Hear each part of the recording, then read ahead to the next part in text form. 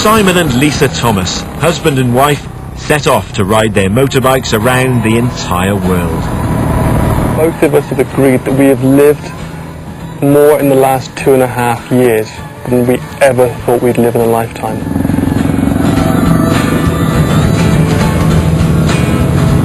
It's just an absolutely fantastic thing to do. They've both crashed their bikes several times though. They've caught malaria, and Simon broke his neck in the Amazon. And they're not even halfway round. It could take another 5 years. We're more determined now than we were at the beginning. The more you experience, the more you see, the more you realise there is so much more.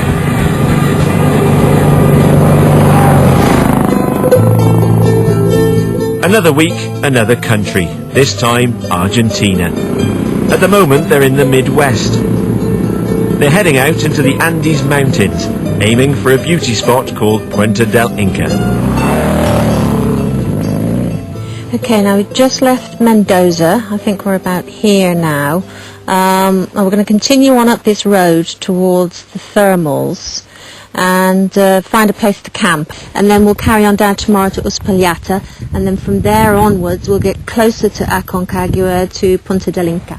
But this is something we've got to see. This is the main reason for our journey, because once we get here, I mean, this is one of Argentina's most famous natural wonders. You've got a fantastic stone bridge that crosses the river.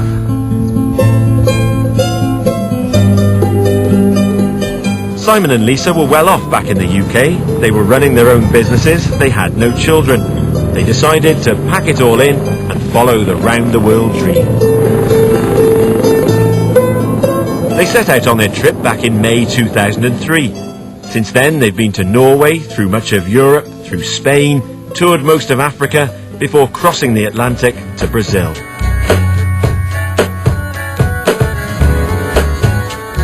While they were riding through Africa, things got tough and they ran out of water. But it was Brazil's rainforest that nearly killed them.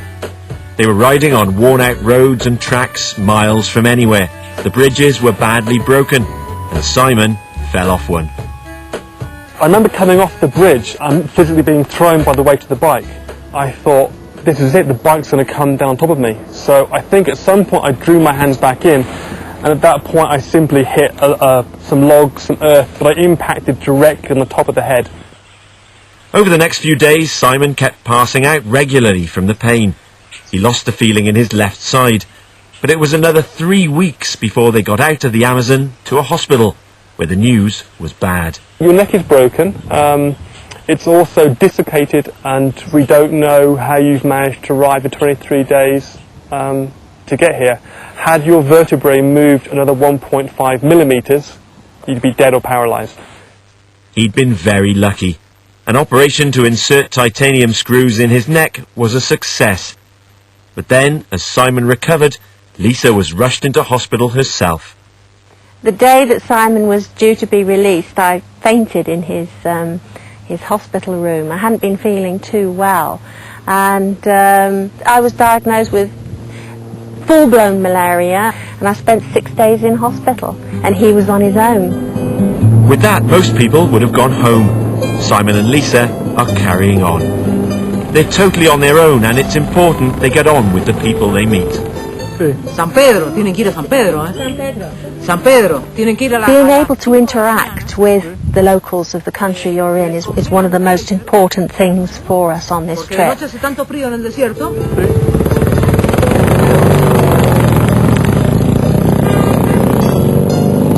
Going through beautiful countryside, experiencing the different temperatures and scenery, yes, but it's the people that live there that make the country. And with no backup, they have to carry everything they need on their bikes.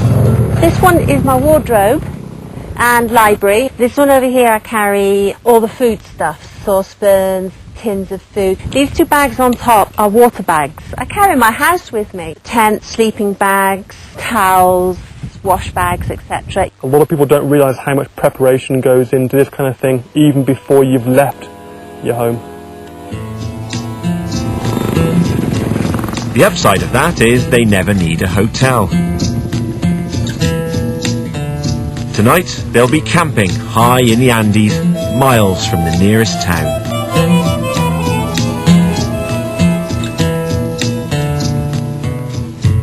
They cook for themselves as much as possible.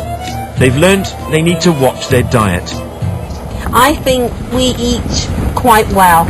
We need to keep the nutrition up, otherwise we get ill. And we have done that before. We got ill through lack of food and fruit and things.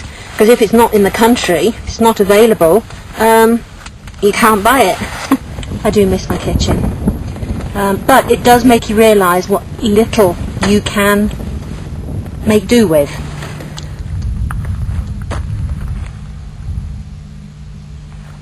And when they wake up to views like this, it's easy to understand what's driving them to keep going.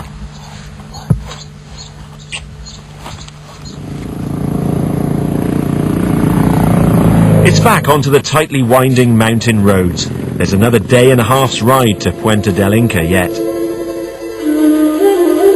Then, soaring high in the sky, something well worth stopping for. Endangered Andean condors. Amazing.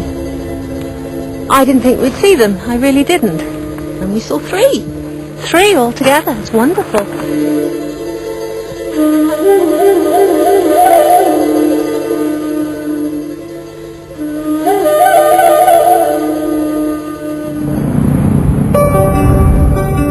Next day's conditions are perfect.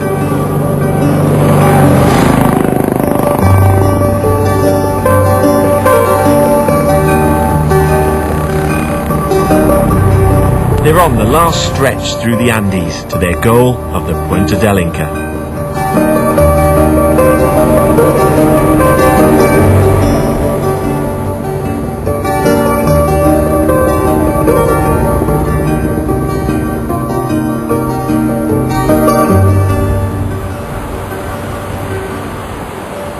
Stunning. Hey, that's worth a ride, isn't it? This is stunning. Beautiful to see it. And its surroundings as well. The mountains. I mean, they're just spectacular. And on Simon and Lisa's amazing journey, there'll be more spectacular sights in their future. The future's the rest of the world. I think if we're looking at the route that I've planned, we would plan to be on the road another 5 years. We've pretty much sold everything to make this happen. We're funding this, so right now the next 5 months is in question, but we are both absolutely positive that we will continue.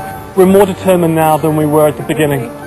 The more you experience, the more you see, the more you realise there is so much more to see. And we feel like we're just getting started.